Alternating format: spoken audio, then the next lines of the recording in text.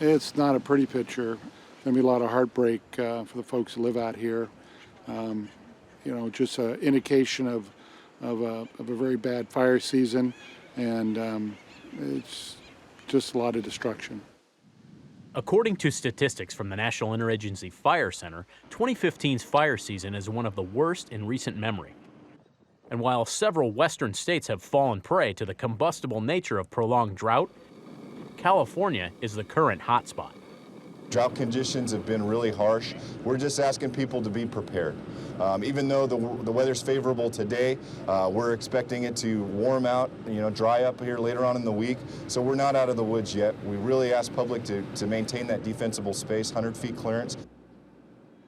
A bevy of blazes have wreaked havoc on the Golden State, with a fierce pair of infernos headlining the wave of destruction. Oh my God, oh! The Butte Fire in the Sierra Nevada foothills outside Sacramento has scorched over 70,000 acres, taking over 350 homes and 2 lives with it. By early Friday, the fire was 60% contained, but still threatened more than 6,000 structures. Firefighters north of the Bay Area in Lake and Napa counties have begun beating the Valley Fire into a semblance of submission. Now 35% contained, 5 people have died, 114 square miles have been charred, and over 600 homes have gone up in flames, first sparked last weekend. The 2 major fires have so far displaced roughly 23,000 people. By then it was dark, pitch black, dark, flashlight. Sheriff's telling us we had to leave and stuff. And there's all we could do was get 3 horses, 3 dogs, and us and get out of there. That was it. We're done. Some Gold Rush country evacuees found refuge with 4-legged friends. Larry Fleming wasn't able to round up all of his goats and chickens, but so far his house and the rest of his animals have escaped harm.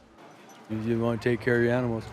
You don't want to see them go up, and that's so you got to do what you got to do to help them, just like you're trying to help anybody else. While nearly 14,000 firefighters battle California's seared landscape, the Obama administration warned Washington lawmakers again this week that current fire funding mechanisms are unsustainable. Unlike tornadoes or hurricanes, wildfire spending must stay within existing budget constraints and divert money from other programs to cover costs.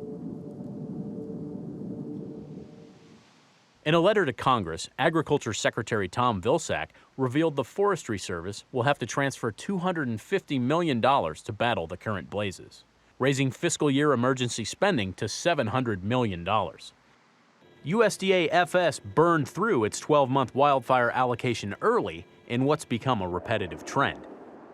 The agency now spends over half its budget on fire suppression and predicts 2/3 of its expenses will accrue similarly within a decade.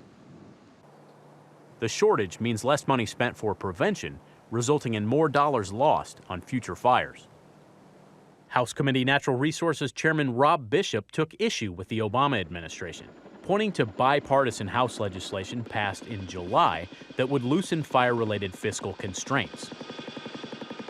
Bishop said the money was only a small part of a serious land management crisis, adding, "Our national forests are unhealthy, overgrown, and highly susceptible to insects, disease, and devastating wildfire. We have 60 million acres at high risk to catastrophic wildfire. We need to treat these forests immediately."